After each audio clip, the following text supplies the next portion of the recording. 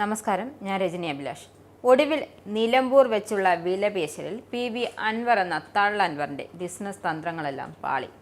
സമ്മർദ്ദതന്ത്രവും ഏശിയില്ല. ആകെ നാറി നാണം കെട്ട് തലയിൽ മുണ്ടിട്ട് നടക്കേണ്ട ഗതികേട്ടിലാണ് അൻവർ. എന്നാലും നല്ല തൊലിക്കട്ടിയാണ്. അതുകൊണ്ടാണ് നാറി നാണം കെട്ടിട്ട് വീണ്ടും ഒരു വിശദീകരണം നടത്തിയിരിക്കുന്നത്.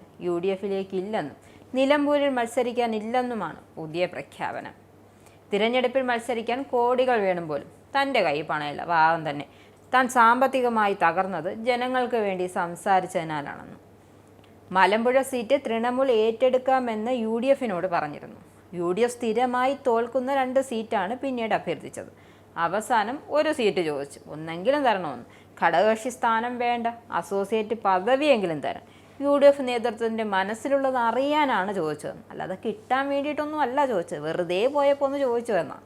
ബേപ്പൂരിൽ മത്സരിച്ചുകൂടെ എന്ന് ചില UDF നേതാക്കൾ ചോദിച്ചു.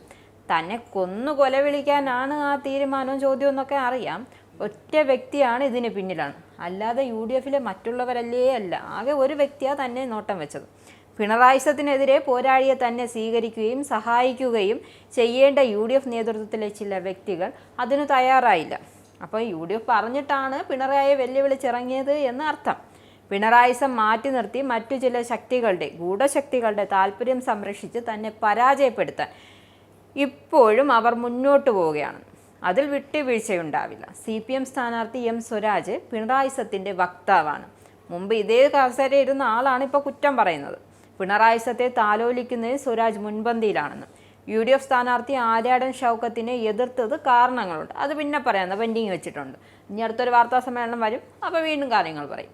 ആരെയും കണ്ടല്ല താൻ LDF-ൽ നിന്നും ഇറങ്ങിയതെന്നും ദൈവത്തെയും ജനത്തെയും കണ്ടിട്ടാണ് ഇപ്പോൾ ഇറങ്ങിയത്. പിന്നെ ആരിൽ നിന്നാണോ ബോധോദയം ഉണ്ടാകുന്ന അറിയത്തില്ല. ഇപ്പോൾ അവരിലാണ് പ്രതീക്ഷ. പിണറായിസത്തിനെതിരെയുള്ള പോരാട്ടത്തിൽ നിന്നും പിൻവാങ്ങാൻ ഉദ്ദേശിക്കുന്നില്ല. അധിക പ്രസംഗി എന്നാണ് എല്ലാവരും പറയുന്നത്. അപ്പോൾ അറിയാം അധിക പ്രസംഗിയാണെന്ന്. അധിക പ്രസംഗം തുടർന്നുകൊണ്ടേയിരിക്കും. ആരെങ്കിലും പണിയെടുക്കുമ്പോൾ നിർത്തിക്കോളും. പാവപ്പെട്ടവരെ സഹായിക്കുക എന്നതാണ് കമ്മ്യൂണിസം. ആ നിലയ്ക്കാണ് CPM-ൻ്റെ ഭാഗമാകുന്നത്. മതനിരപേക്ഷതയുടെ ഭാഗത്തു നിന്നും പാർട്ടി ജാതിമത രാഷ്ട്രീയത്തിലേക്ക് വഴിമാറിയാണ് സഞ്ചരിച്ചത്. ഈ തിരിച്ചറിവെല്ലാം ഉണ്ടായതിനു ശേഷമാണ് പാർട്ടി വിട്ട് പുറത്തേക്ക് ഇറങ്ങിയത്. എന്തായാലും പണി പുറകെ വന്നത് ഒന്നിനൊന്നിന് കിട്ടിക്കൊണ്ടിരുന്നപ്പോഴാണ് പഠിച്ചത് എന്ന് അൻവർ പറയാതെ തന്നെ പറയുന്നുണ്ട്.